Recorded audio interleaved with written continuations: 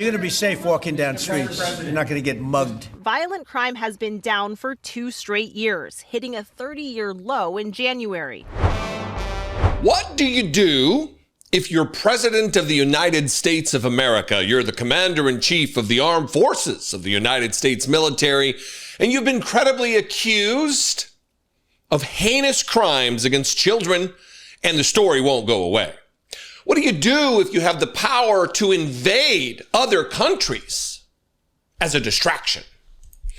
Well, if you're Donald Trump, you don't invade other countries. Maybe you do, but for now, what you do is you invade cities within the confines of the borders of the United States of America using the National Guard and federal forces.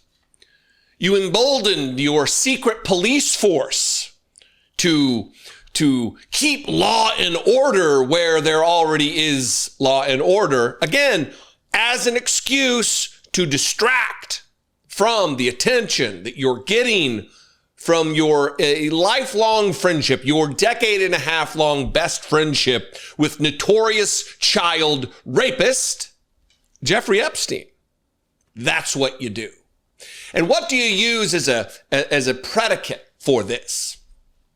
Well, if a child punches a former Doge worker, big balls in the nose, when a child does that, then you engage, you deploy the National Guard onto the streets of Washington, D.C. This is what we're facing right now. This is what is happening.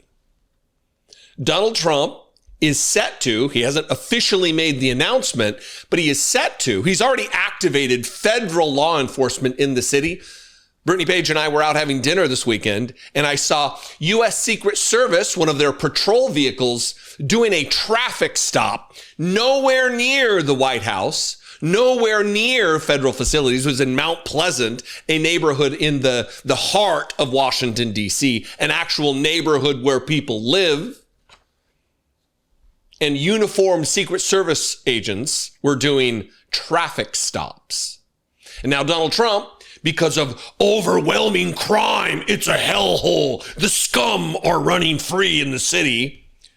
That's not the case. Take my word for it. I live here. I walk these streets. I inhabit the city. I exist here. It's not dangerous. It is not dangerous. Even when crime was at its height 2 years ago, 2 summers ago, it's still, we walked around and felt safe. This is what Donald Trump posted yesterday morning at 8:11 a.m. Eastern Time. Washington, D.C. will be liberated today. Same language that was used during the invasion of Iraq. Name a country. We're liberating them. We're bringing democracy back. We're going to restore the law, the rule of law. Except it's in Washington, D.C., the nation's capital, where nearly 1 million people live, including me and my wife. There is no danger. Crime, savagery, filth, and scum will disappear. As long as Donald Trump is still living at 1600 Pennsylvania Avenue, scum, savagery, filth, and crime will continue to exist. Villainy still exists in this nation's capital while Donald Trump lives here. I will make our capital great again. The days of ruthlessly killing or hurting innocent people are over. I quickly fixed the border. 0 illegals in the last 3 months. D.C. is next. Thank you for your attention to this matter, President DJT. Crime is at a 30-year low. Watch this brief snippet from ABC News. This has to be the best run place in the country. You're going to be safe walking down streets. You're not going to get mugged. While Washington was one of America's deadliest cities in 2023, violent crime has been down for 2 straight years, hitting a 30-year low in January.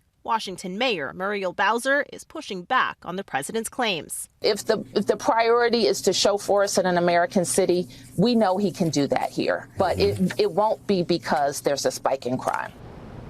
Lindsay, the president has also floated sending the National Guard to fight crime in D.C. Mayor Bowser says federal resources would be better used to hire more prosecutors and judges. You see, there are alternatives. Even if there was a crime problem, there is not. But even if there was, there are other solutions to help aid in that endeavor that don't involve the National Guard, that don't involve having the many federal police forces to harass, to inundate the streets of the city of Washington.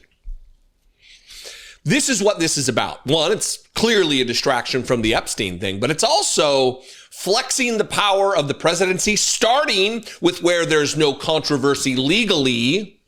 I'm tongue-in-cheek there. It's different if he does it to Washington, D.C., which is not a state, which doesn't have, which has the ability to not govern itself, but be governed by the Congress, by federal authorities. Anti-democratic. We fought a revolution over this. Taxation without representation. I don't have a vote in Congress. This is why he wants to do this. He wants to initiate the possibility, flex a little bit to test out martial law. Because once martial law is declared, he can suspend habeas corpus. He can curtail freedom of speech. This is from a Department of Justice website, martial law in times of civil disorder, except there is no civil disorder here. When martial law is in effect, the military commander of an area or country has unlimited authority to make and enforce laws. Martial law is justified when civilian authority has ceased to function. Is that the case here? Has civilian authority ceased to function, or did Big Balls get punched in his nose by a child? Because it was like a 14 or 15-year-old that got arrested in that case. A child punched Elon Musk's Big Balls in the nose, and now the National Guard gets deployed. Fantastic, Donald Trump. Totally normal thing. Martial law is justified when civilian authority has ceased to function, is completely absent, or has become ineffective. Further, martial law suspends all existing laws as well as civil authority and the ordinary administration of justice. In the United States, martial law may be declared by proclamation of the president or a state governor, but such a formal proclamation is not necessary. Although the U.S. Constitution makes no specific provision for the imposition of martial law, nearly every state has a constitutional provision authorizing the government to impose martial law. When martial law gets imposed here in the United States, it's happened a half a dozen times or so in the history of our country.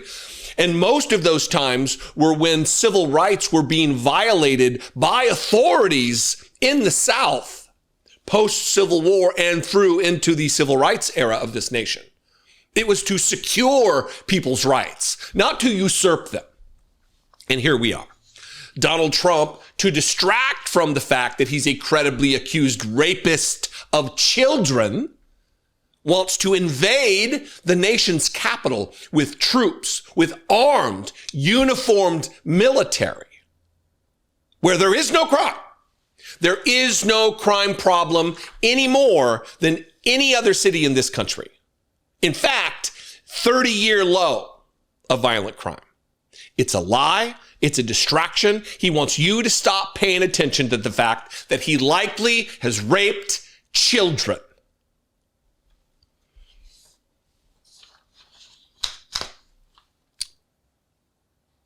I'm going to be out there at every chance I get. Maybe we'll just make a whole bunch of shorts on YouTube, a whole bunch of TikToks of me poking fun at federal agents who are now in the secret force, the secret police force, the Gestapo of Donald Trump. I have to say, Maria, I laugh at the Democrats who are now all of a sudden so interested in the Epstein files. Seriously, we need to release the Epstein list. That is an important thing. While Donald Trump desperately tries to get us to stop paying attention to the fact that he is a credibly accused rapist of children, his vice president just won't get out of his way.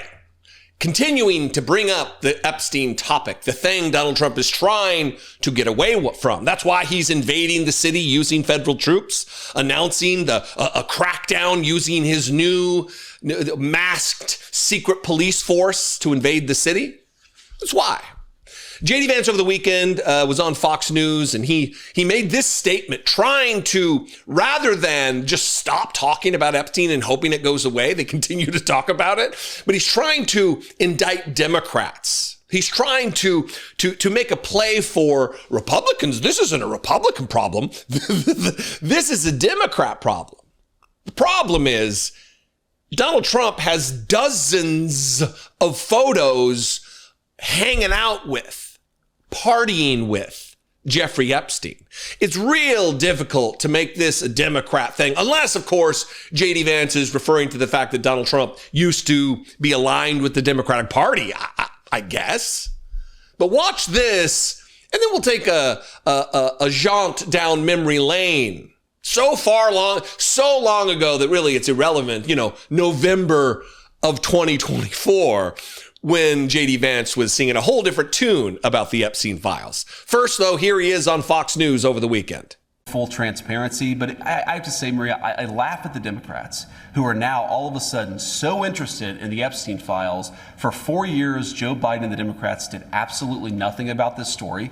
We know that Jeffrey Epstein had a lot of connections with left-wing politicians and left-wing billionaires, and now President Trump has demanded full transparency from this, and yet somehow the Democrats are attacking him and not the Biden administration, which did nothing for 4 years. Was it the right move for Comer to send subpoenas to the Clintons? It absolutely was, and it drives home how, while the Democrats have tried to make this Epstein thing about anything but, the fact that Democrat billionaires and Democrat political leaders went to Epstein Island all the time, who knows what they did, but it's totally reasonable to ask these questions. What you saw in the House's subpoena is they are trying to investigate all of the things related to this particular case. I know a lot of Americans want answers. I certainly want answers. And I think James Comer and the team of the House, they're doing the right thing. And of course, we know that Clinton, or allegedly he went to the island 26 times, 28 times.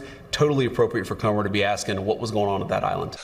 It is a thing to behold, watching this absolute rudderless, ideology-free, shameless, dignity-lacking individual, J.D. Vance, try to make this twist, try to bend himself and logic and reality itself into a pretzel to try to extricate Donald Trump from his crimes by labeling Democrats the problem. July 7th, 2024, the same J.D. Vance that you just watched was on with the dipshit comedian Theo Vaughn, a great campaign stop. It actually probably was because it worked. And here he is saying, no, we need to release the Epstein files. That's very important. Yeah, I've got my head on a swivel, right? I'm always looking around corners. I'm always kind of worried that things that aren't exactly what they seem, but I think that's made me a little less comfortable, which is a good thing.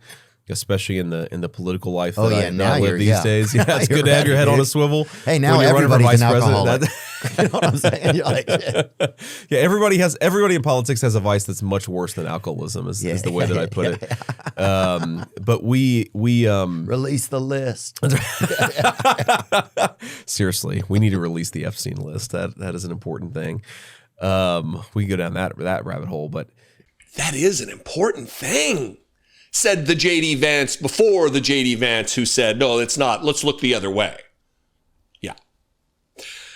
The other thing that's so striking about this is that not only do we have all of the photos, we have Donald Trump from New York Magazine in 2002. Here was the headline: Jeffrey Epstein, international money man of mystery. Terrific guy, Donald Trump booms from a speakerphone. He's a lot of fun to be with. And here is the paragraph that contains the quote you've likely heard, but just we'll give you the fuller context.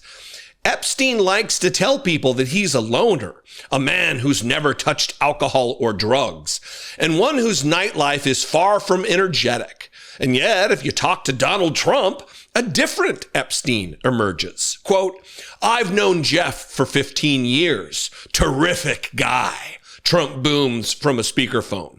He's a lot of fun to be with. It's even said that he likes beautiful women as much as I do, and many of them are on the younger side. No doubt about it, Jeffrey enjoys his social life. How does J.D. Vance square this Donald Trump against the Donald Trump that we know now? Spoiler alert, they're the same Donald Trump. Just like J.D. Vance is the same J.D. Vance from the Fox clip as he is in the Theo Vaughn clip. Same guy. Same dignity-free, shameless liar and grifter who's working in service to a predator, Donald Trump. Anyway, real tired of this. And let me tell you, the media is starting to let up. That's where you come in to share these videos, to share these stories, to share clips that you find on Blue Sky, or if you're still on the Nazi Twitter, share them there. Share them on social media. Inundate Facebook. Wherever you are, do not let this story die. The world needs to know more and more and more about this. And the other thing is, just release the files, J.D. Vance, Donald Trump, Trump's DOJ, Trump's FBI. If it all is just going to harm Democrats because all the Democrats are involved and no Republicans, then release them. Release the files. Until then, shut up. What do you think? I invite you to this conversation. We can have it in the comments below. You can also call the voicemail line 714-576-4054. And of course, as always, you can email me daily@dollemore.com. I love and appreciate you very much. I would love for you to consider supporting this work, helping me produce these videos on a daily basis. You can click the join button below this video on YouTube, become a channel member for $1.99 a month, or you can go over to patreon.com/IDoubtIt podcast. Both those are great ways to help support and produce this work. Women are expected to submit to their husbands. Women are the kind of people that people come out of. So you just think they're meant to have babies. That's it. They're just a vessel. No, it doesn't take any talent to simply reproduce biologically. I've talked a lot about white Christian nationalists, idiots like Hank Kunneman and Kent Christmas and Shane Vaughn and Paula, whatever her name is, the strike lady who's now married to one of the members of Journey. It's all very strange. Joel Webbin's another one I've talked about, the guy who has time and time again said we need to repeal the 19th Amendment. These people espouse views that at one point used to be considered radical, but are now normal, everyday, run-of-the-mill Republican ideas. So run-of-the-mill for Republicans that Pete Hegseth shared in a tweet an interview with his pastor on CNN. And in this interview, in this video that Pete Hegseth shared, they call for the repeal of the 19th Amendment to the Constitution, the amendment to the Constitution that gave women the right to vote, that enshrined suffrage for women. These people are pernicious. Now, what I'm holding in my hands here are multiple books. This is written by Doug Wilson. And on the inner little card here, it's like, oh, what is that? Oh, for marketing. These idiots are sending me their books.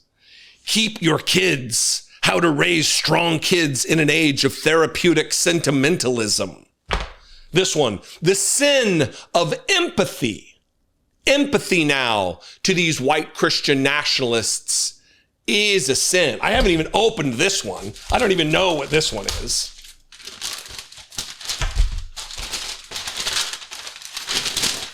Oh, it's another. Fantastic. Another copy of Sin of Empathy. These people are trying to spread their message so far and wide that they're wasting money sending these books to me. They are opening churches by the dozen all across the country and here in Washington, D.C. And Pete Hegseth, this is why it's important. I mean, it's important anyway because it's in the political zeitgeist of America, but it's more important than that because Pete Hegseth is a parishioner of this guy. Pete Hegseth, the same Pete Hegseth who's a credibly accused rapist, the same Pete Hegseth that's banning books on race and gender studies from service academies. He's changing the names of naval vessels from historic American figures who happen to be gay to other things. He's changing the names of bases back to the names of Confederate traitors to the United States of America.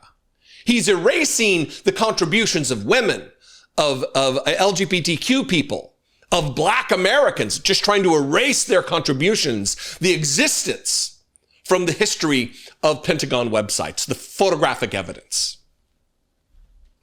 He's firing Black people from high positions in the military, women from high positions in the military, LGBTQ people. It is an all-out assault on anything that's not white, straight, male, and Christian in the Pentagon.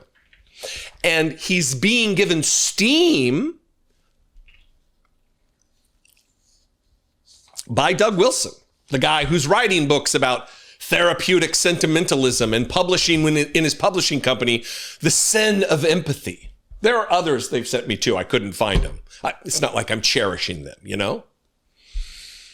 But Pete Hegseth has announced his assault on women and Black people and gay people before he even took office.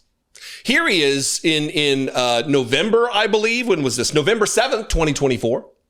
On Sean Ryan's podcast, waxing how women should not be in combat because we're less effective if women have equality and can take part in defending their nation. And so I'm surprised there hasn't been more blowback on that already in the book, because I'm straight up just saying we should not have women in combat roles. It hasn't made us more effective, hasn't made us more lethal, has made fighting more complicated. So we should not be surprised when Pete Hegseth takes to Twitter and shares from his official account this video where Doug Wilson, well, what's the first clip here? Talking about his opening of his new churches. And then at the very beginning of the clip, you're going to see Pete Hegseth entering the church here in Washington, D.C. They're putting this church into place to try to get more members of the United States government, more Trump administration people to attend so they can levy influence against them to control policy. Watch this. With the recent opening of his new church and high-profile parishioners like Defense Secretary Pete Hegseth. Is planting a church in D.C. part of your mission to try to turn this into a Christian nation? Yes. So every society is theocratic. Yes. The point of what he's doing is to try to make this nation a Christian nation. I thought we already were a Christian nation. We are founded as that. Even though there's a prohibition in the First Amendment, the very First Amendment of the Constitution, the Bill of Rights, that Congress shall make no law respecting an establishment of religion. We are set up to be a secular democracy. Here's some more thoughts about Doug Wilson on the ladies. He's being interviewed by a woman who has kids. And it's not off limits necessarily. Not automatically it's not bad that you have a job. This is Pete Hegseth's pastor. And this video was shared by Pete Hegseth on Twitter. A big focus of his Christian movement is on a patriarchal society where men are dominant and women are expected to submit to their husbands. Women are the kind of people that people come out of.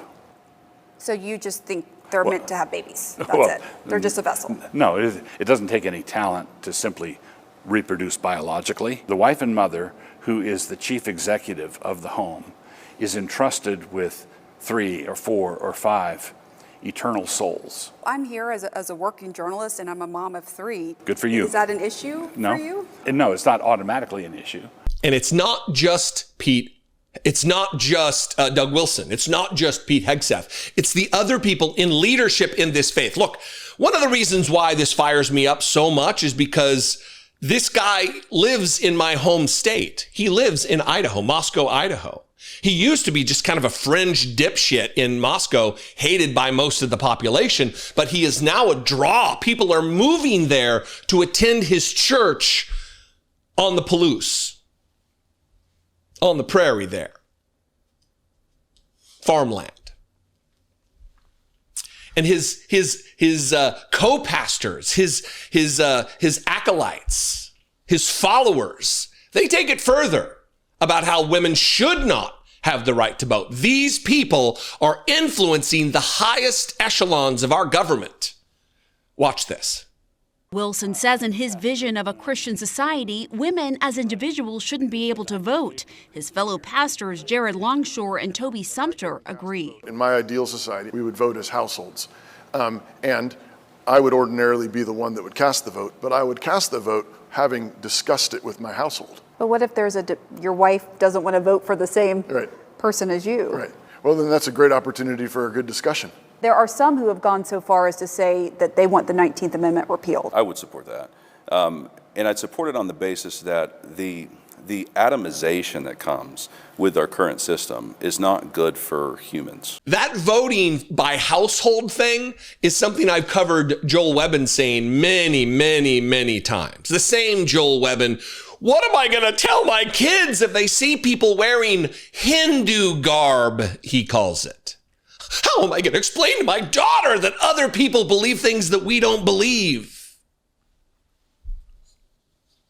And again, they are trying to infiltrate not only the nation's capital, but they have like 150, nearly 200 churches all over the world trying to export this hatred, this bigotry, this misogyny.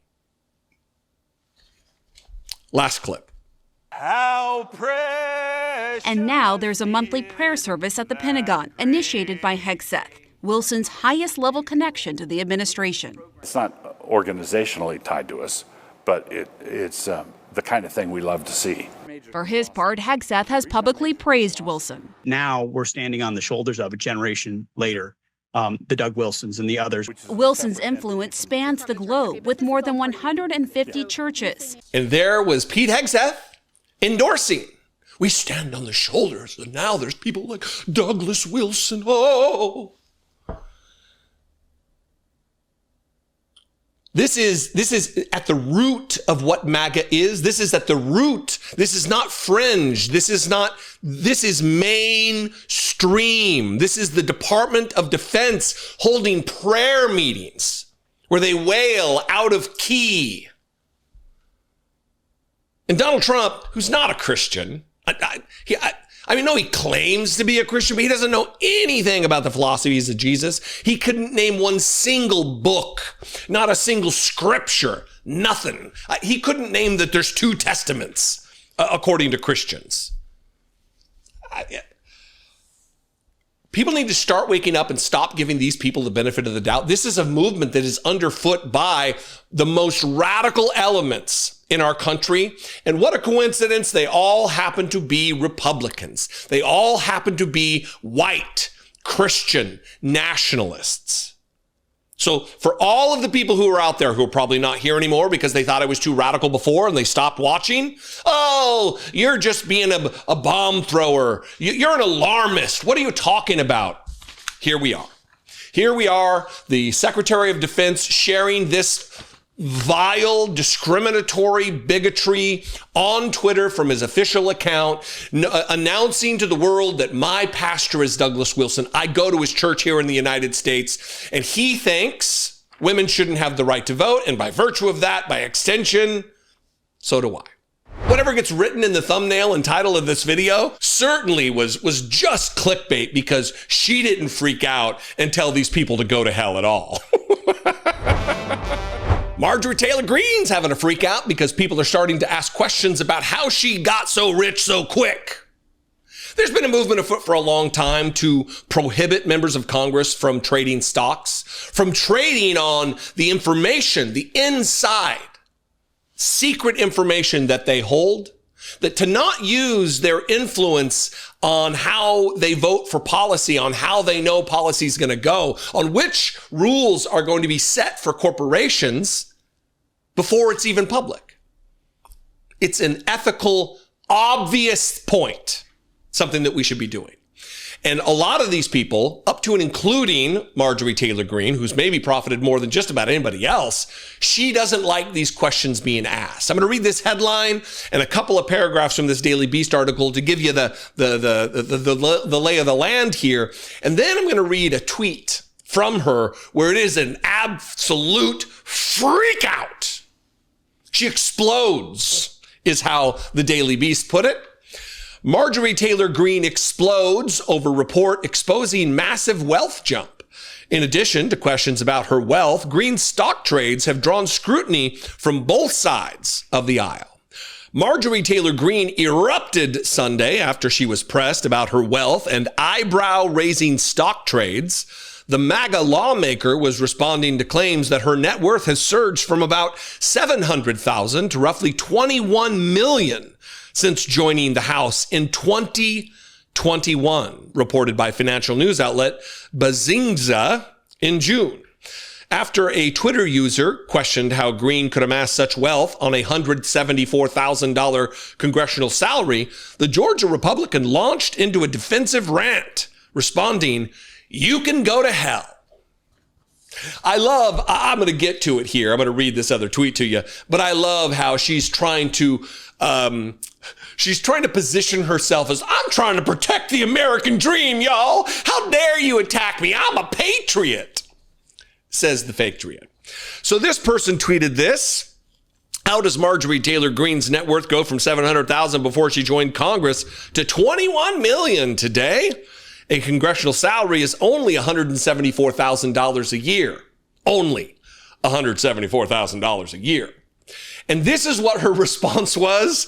Totally rational. Not a freak out at all, everybody. Whatever gets written in the thumbnail and title of this video certainly was just clickbait, because she didn't freak out and tell these people to go to hell at all. This is the tweet from Marjorie Taylor Greene. I'm fed up with the outright slander and lies about me. It was written in a tweet, so it would be libel. Happy to help. Fed up with the outright slander and lies about me because I'm unapologetically America first. Yeah, that's what it is. You're not Marjorie Taylor Greene's stock portfolio first. You're America first, Marge. Good job. And I am demanding AIPAC register as a foreign lobbyist, and I refuse to vote for U.S. taxpayers' hard-earned money, fund foreign aid and foreign wars. Yeah. I've owned my family's construction business for well over 2 decades, and I made all of my net worth before I became a member of Congress in 2021, and all of my public financial disclosures show this. This is a lie. All of her net worth did not come before she joined Congress. That's a lie. A flat, plain lie. And the way to prove it would be just to release everything. Release all of your financial transactions, your stock purchases, all of it. My guess is, from the sound of the crickets that I'm hoping you're hearing, is that we're not going to see that. My publicly disclosed portfolio is diversely invested through a financial manager who I've signed a fiduciary contract with. My hard-earned wealth that I'm thankful and proud of has not in any way come from politics, except for you selling off all kinds of assets in your stocks before Donald Trump made his announcement about Liberation Day when the market crashed. And then you purchasing certain stocks like Tesla and others when you find out non-public information about what's going to be coming down the pike policy-wise. Except for all of that. Right, Marge, yeah.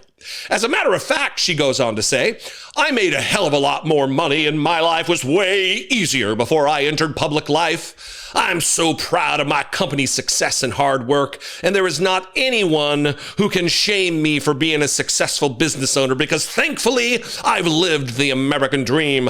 You can go to hell, says Marjorie Taylor Greene. I am fighting to ensure that my children's generation is able to do exactly what I have done. I'm fighting to preserve the American dream, says vile faketriot and conspiracy theorist Marjorie Taylor Greene.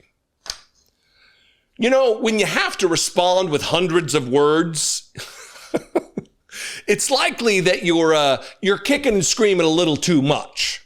Thou doth protest too much, as I believe Shakespeare put it, probably more intelligently than me.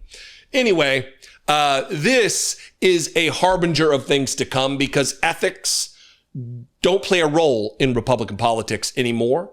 They have been given carte blanche to do as they please, to make as much money as they can, as unethically, as illegally as they can, because there will be no consequence as long as Donald Trump, their dear leader, is at the tip of the spear.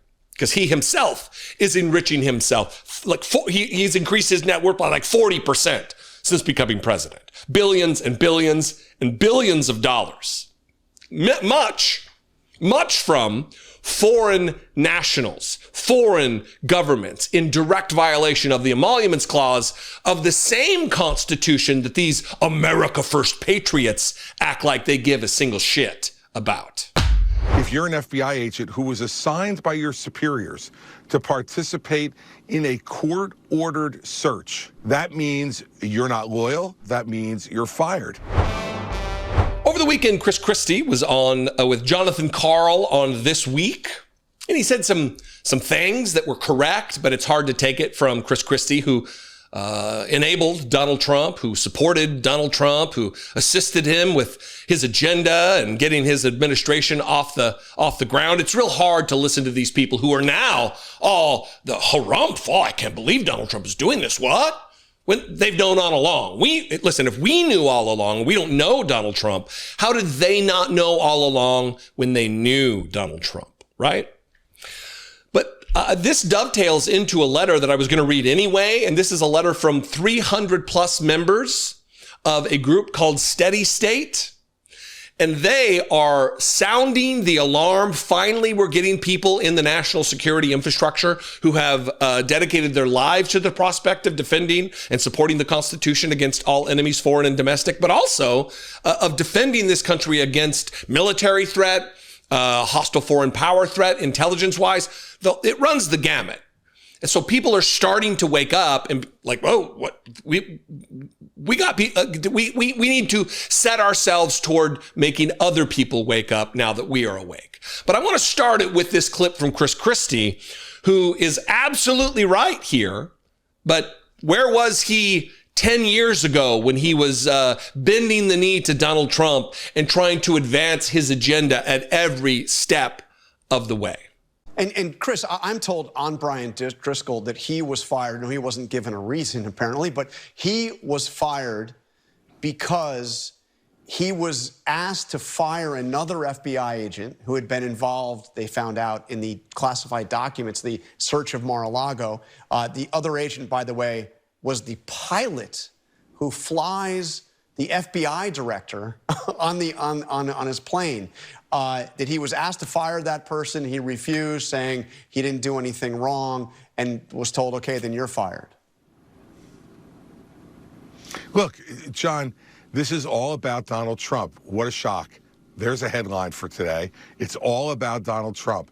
So if you're an FBI agent who was assigned by your superiors to participate in a court-ordered search, that means you're not loyal. You're not loyal, that means you're fired. And that's it. And it's taking them some time. You know, we're now almost 8 months into the administration. It's taking them some time to find all of these disloyal people who followed the orders they were given, lawful orders. In the case of the Mar-a-Lago raid, a court-ordered search warrant. And Chris, what does it say to those agents when people like Driscoll are fired, and Jared Wise, the guy who called police officers Nazis and yelled out, kill them, is a senior advisor over at DOJ? It means comply with the political agenda and personal agenda of Donald Trump or be gone. And let's face it, Sarah's absolutely right. I served for 7 years in the Justice Department. I served for 7 years. Okay, go ahead, Sarah. Oh, I was just going to say, don't forget it also means that when you're given orders by this administration, that it may mean you're going to get fired by the next administration. It destroys any ability for the Department of Justice to do its work because everyone's going to have to now look out for themselves, worry about if they execute that search warrant, are they going to lose their job because of it in a year?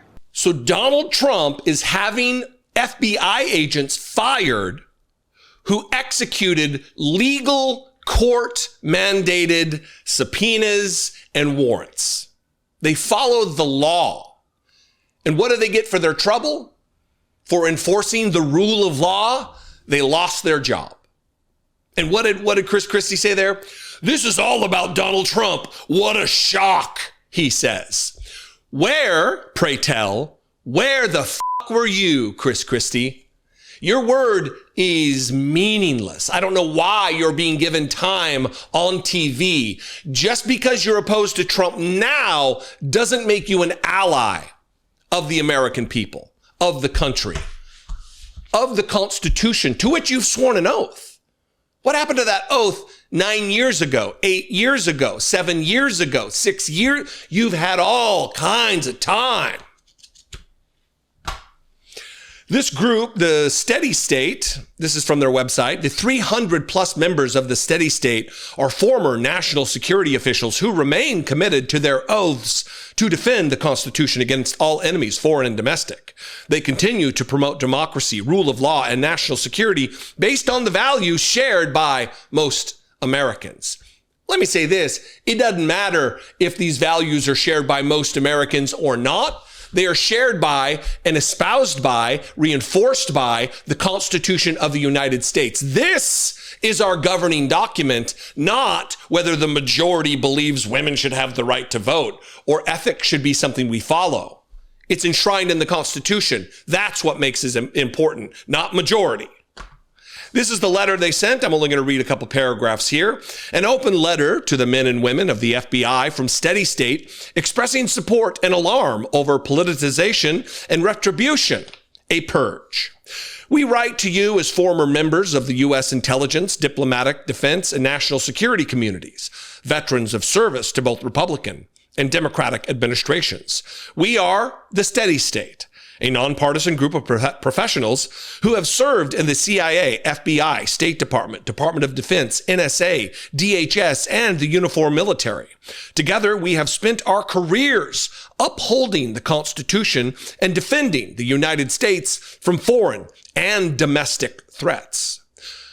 I believe it's important to constantly bang that note, that it's not just foreign threats to the Constitution. Right now, the gravest threats to our Constitution, to the rule of law, to national security, comes from within. It is the domestic threat to the Constitution that we need to focus on. We have worked across the globe at embassies, forward operating bases, and conflict zones, as well as here at home in Washington, D.C., and in field offices across the country. Some of us sat across the table from foreign intelligence services. Some led counterterrorism operations or nuclear non-proliferation programs, while others negotiated treaties or built coalitions in defense of democracy. Whatever the mission, one constant was our respect for and reliance on the integrity, professionalism, and independence of the Federal Bureau of Investigation. Together, we helped keep America safe from espionage, terrorism, and transnational crime. Together, we ensured that more than a dozen presidents had the best intelligence and analysis available to make decisions that shaped the outcome of the Cold War and safeguarded American interests around the world. It's from this shared legacy of service that we now write in deep concern and solidarity. And the letter goes on to express the same concerns that I have expressed and many in my cohort here on YouTube and elsewhere of the grave threat, the clear and present danger that is posed by Donald Trump and Kash Patel and Dan Bongino, Pete Hegseth, Stephen Miller, Russell Vogt, Jeanine Pirro, Ed Martin, the rest, what's the dipshit, Alina Habba, the rest of the sycophantic, bootlicking lapdogs that Donald Trump has placed into the highest echelons of justice in our country. all who serve only one goal, and that is to protect Donald Trump from consequence of his actions, to allow him to run unfettered throughout our federal government, hoovering up, vacuuming up as much money and influence and power as he can before he is ultimately dead because he's an old freak or not president anymore, until the next generation of MAGA puke can take over. We need more people like those that wrote this letter from the steady state. We need more people to stand up for what is right, to protect the rule of law, to honor their oath, the same oath to the Constitution that I swore multiple times, to support and defend this document against all enemies, foreign and domestic, when domestic is the true threat. Donald Trump is that domestic threat to the Constitution of the United States. Anyway, what do you think? I would appreciate your feedback here. You can comment below. You can also call the voicemail line, 714-576-4054. And of course, as always, you can email me daily at dollemore.com. I'm going to go before my voice just gives up altogether with the cracking. I'm like a kid going through puberty working at the fry station in a McDonald's. Anyway, I'll see you later. I love and appreciate you very much. Be genuine. Take care of one another.